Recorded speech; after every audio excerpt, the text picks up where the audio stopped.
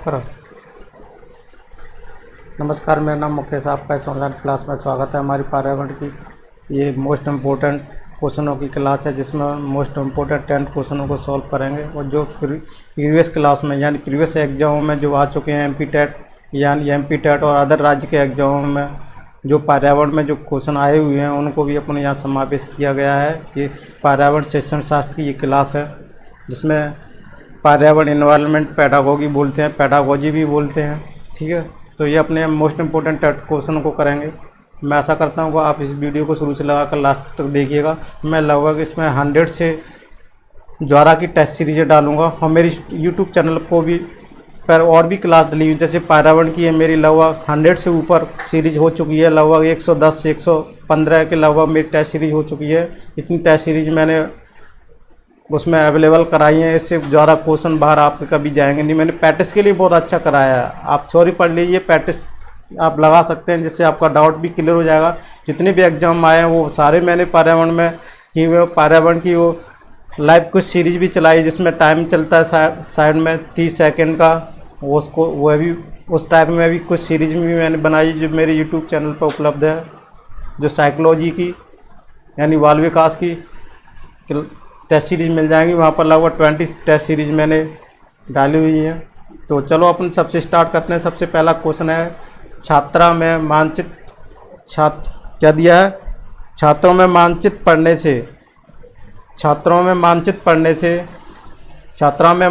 पढ़ने से जो व्यवहार परिवर्तन होता है वह निम्न में से किस उद्देश्य से संबंधित है? ज्ञानोपयोग, कौशल, ज्ञानात्मक, अवबोध। तो अपना कौन सा आंसर होगा इसमें सही?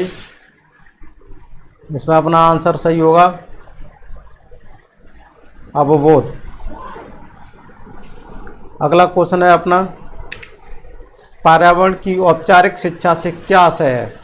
पर्यावरण की औपचारिक शिक्षा से क्या आशय है? तो पर्यावरण की औपचारिक शिक्षा से क्या आशय है? तो देखो, सबसे पहला ऑप्शन है व्याख्यानों द्वारा पर्यावरण शिक्षा, व संगोष्ठियों द्वारा पर्यावरण शिक्षा, और द है प्राथमिक से उच्च स्तर की कक्षाओं में पर्यावरण शिक्षा, और द है पाठ्यक्रमों द्वारा पर्यावरण शिक्षा। तो कौन सा ऑप्शन इसमें सही है अपना? तो देखो, पर्यावरण की औपचारिक शिक्षा से क्या आशय है? व्याख्यानों द्वारा पर्यावरण शिक्षा, संगोष्ठियों द्वारा पर्यावरण शिक्षा, प्राथमिक से उच्च स्तर की कक्षाओं में पर्यावरण शिक्षा, पाठ्यक्रमों द्वारा पर्यावरण शिक्षा, ये अपना आंसर होगा। अगले प्रश्न की तरफ चलते हैं। ऐसा स्थान जहाँ पर विभिन्न प्रकार की कलात्मक वस्तुओं का संग्रह किया जाता है कहलाता है, क्या कहलाता है? ऐसा स्थान जहाँ पर विभिन्न प्रकार की कलात्मक वस्तुओं का संग्रह किया जाता है क्या कहलाता है? फिल्मालय कहलाता है? नहीं कहलाता है। औषधालय नहीं कहलाता है। औषधालय वहाँ औषधियों का भंडार रहता है। फिल्मालय में जहाँ फिल्मों से संबंधित कोई मटेरियल रहा हो उसे फिल्मालय बोलेंगे। औषधालय वहाँ बोलेंगे जहाँ औषधियों से संबंधित कोई मटेरियल या औषधों का संग्रहालय हो, जहाँ पर बहुत सारी औषधियाँ रखें। यहाँ पर क्या दिया? कलात्मक वस्तुओं का दिया है संग्रह, जिसमें कलात्मक वस्तु प्राचीन हो तो पुस्तकालय में पुस्तक संघ होती है, तो उसे क्या बोलते हैं अपन? पुस्तकालय में पुस्तकालय होती है। तो ये भी नहीं होता, तो अपना कौन सा आंसर हो जाएगा? संग्रहालय, जिसमें कलात्मक वस्तुओं का संग्रह किया जाता है। किसमें किया जाता है? संग्रहालय, इसीलिए उसको संग्रहालय कहा जाता है। अगला प्रश्न है, कंप्यूटर है। कंप्यूटर क्या है? शब्द सामग्री है, क्या इसमें डायरेक्ट देखा जाता है कंप्यूटर? फिर है दृश्य सामग्री, क्या इसमें सिर्फ देखा जाता है? फिर सदिया है, द्रव्य एवं शब्द सामग्री है, या इनमें से कोई नहीं है? कौन सा ऑप्शन है? तो देखो, कंप्यूटर क्या है?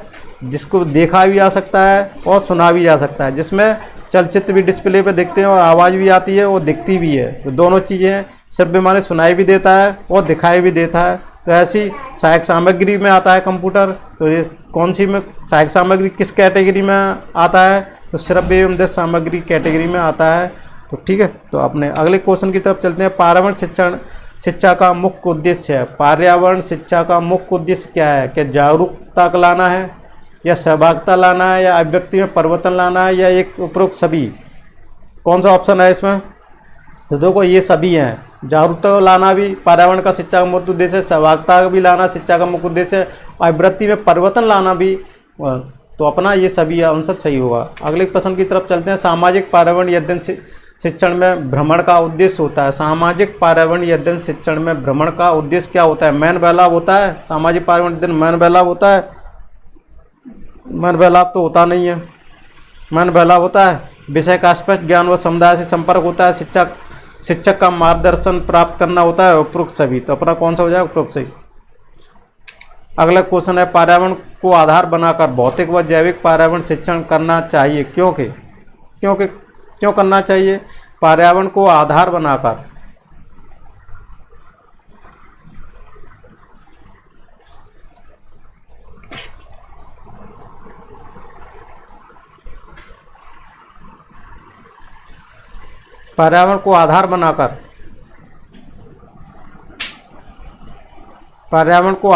भौतिक व जैविक पर्यावरण शिक्षण करना चाहिए, क्योंकि बालक के लिए समझना सरल होता है। पर्यावरण को आधार बनाकर भौतिक व जैविक पर्यावरण शिक्षण करना चाहिए, क्योंकि बालक के लिए समझना सरल होता है। क्वेश्चन को ध्यान से देखो। पर्यावरण को आधार बनाकर भौतिक व जैविक पर्यावरण शिक्षण करना चाहिए, क्योंकि बालक के लिए समझना सरल होता है। बालक के अनुभव पर आधारित रहता है। शिक्षण कार्यक्रम कम खर्चीला होता है, उपरोक्त सभी।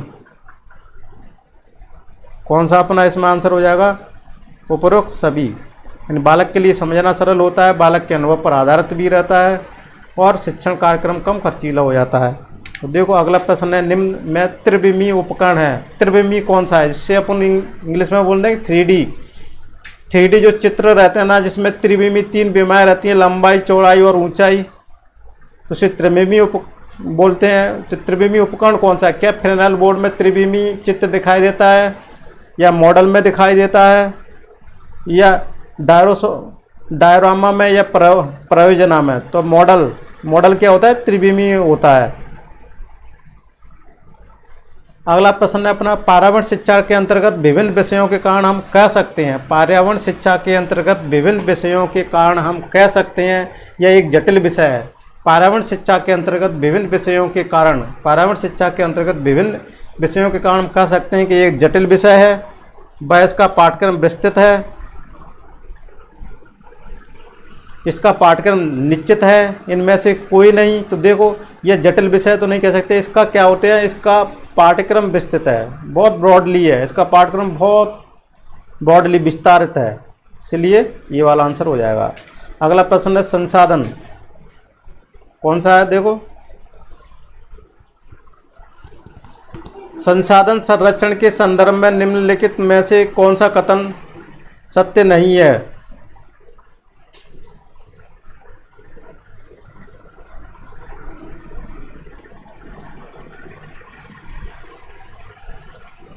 संसाधन संरक्षण के संदर्भ में निम्नलिखित में से कौन सा कथन सत्य नहीं है? कौन सा कथन सत्य नहीं है? संसाधन संरक्षण वर्तमान पीढ़ी का भावी पीढ़ी के लिए त्याग है।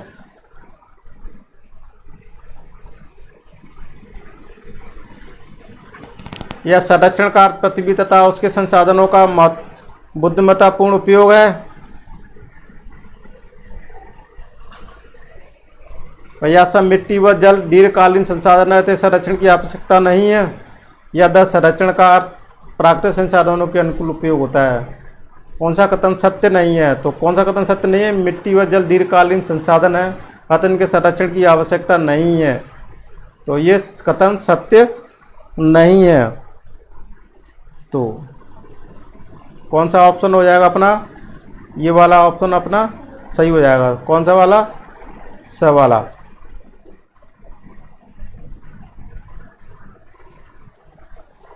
तो मैं आशा करता हूँ ये 10 क्वेश्चन अपन ने किए थे आपको पसंद आए होंगे, और आप कमेंट्स बॉक्स में ज़रूर कमेंट्स कीजिएगा कि आपको ये मेरा वीडियो कैसा लगा, और ज़्यादा से ज़्यादा शेयर कीजिएगा।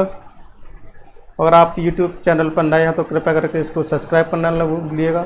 Thank you for watching this video.